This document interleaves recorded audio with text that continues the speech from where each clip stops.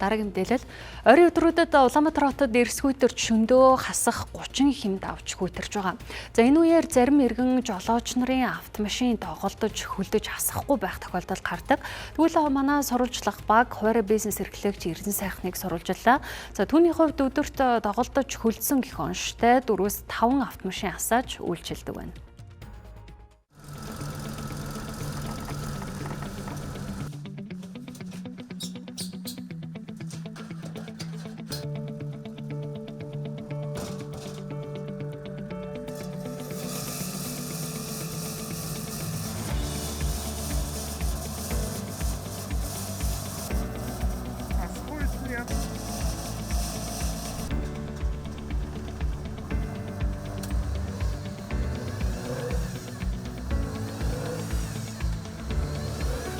Би одоо асаад жоохон удаж байна бас нэг хөөрхөж жил болцоо.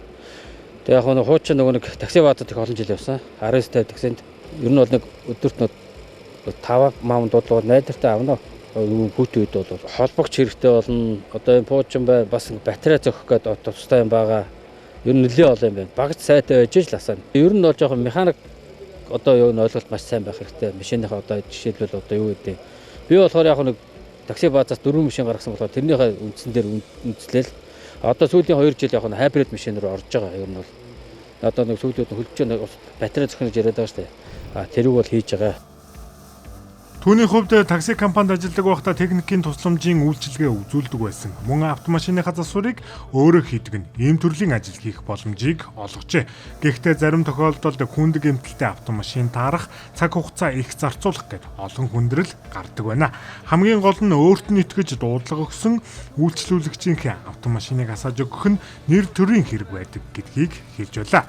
Харин цаг агаар хүүтэрч байгаа энэ үед автомашиныхаа бүрэн бүтэн байдлыг сайтар хангах хэрэгтэй гэдгийг онцоллоо.